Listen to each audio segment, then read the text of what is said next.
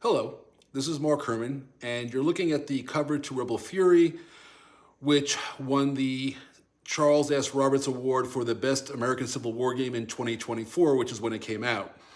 And this video is really about the evolution of the series. So here is Rebel Fury, which is a grand tactical game, and here is the Wilderness Spotsylvania map.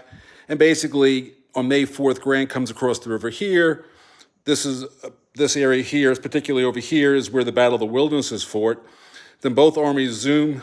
Grant tries to get around his flank again, and here's the Battle of Spotsylvania Courthouse, which is where Rebel Fury ends. Now, what I've done in Army of the Potomac is, here is Spotsylvania Courthouse on this map. This is map A of the Army of the Potomac, and you can see the Rebel Fury map, combines with it is the big campaign game. And then over here, this is the cover to Army of the Potomac. And this is the situation in Army of the campaign game I'm playing, continuing testing, this is May 27th p.m. And as you can see, Grant's army is just turning the flank on the Pamunkey River, and here's Richmond. So basically, and there is actually a Jefferson Davis counter. And so this basically, he can now hear the guns of the battle in Richmond. And by the way, you can note that this is a street level map of Richmond. This is not just some sort of pattern. And so that is Army of the Potomac. But now the thing that needed to be added is you have a grand tactical scale. This is a half mile per hex. You put enough maps together, and basically you get to fight all the way down to the North Anna. You come around here, and now you're on the Chickahominy. And this is also where the 7 days battle gets fought down over here. And in the series, we have an off-map display, which is Army of the Potomac, to handle, things that are even around the edge of the grand tactical level. But in the third volume, which is going to be called The Iron Dice of Battle, which is an Albert Sidney Johnson quote, he actually said before the Battle of Shiloh, now I have to throw the iron dice of battle. He advances on Shiloh. They had the Battle of Shiloh, which will be in the third volume, and he's killed there.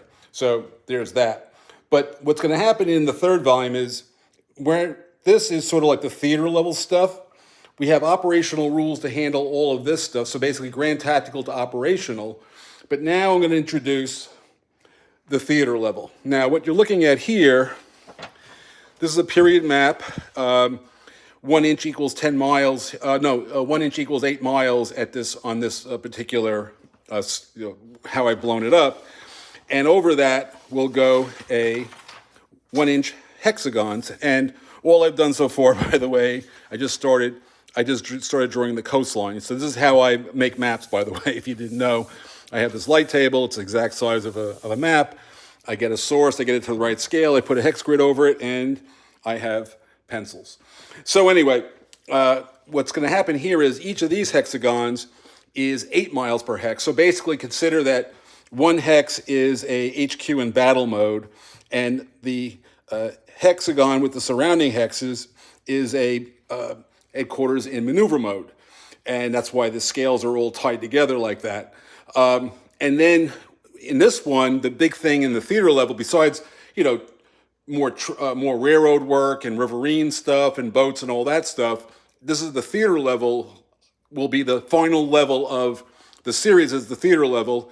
And here you're going to be able to play a standalone game at the theater level, and then using the concept I did in Gulf Strike, here's Richmond. And so the certain hexes will be colored out that go to existing grand tactical maps like those. So you're going to have ultimately, and this one's going to have Gettysburg and Antietam in it, you're going to have, and remember this is Washington, so there's more map, that map's over there. More maps are going to be going above this, and of course the Mississippi River for the Vicksburg campaign will be also handled at this scale. But more importantly, this is where you now have hidden movement and hidden intelligence. And so that's the last part that I really wanted to add to the series, and that'll happen at the theater level.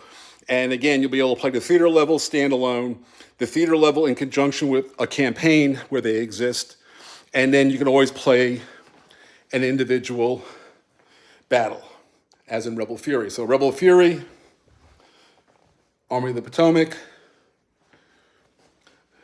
Iron Dice of Battle. Anyway, I hope you enjoyed this little video on where I'm going with the series, and that will be sort of then thereafter I'll just be completing the rest of the series going forward. Take care and talk soon.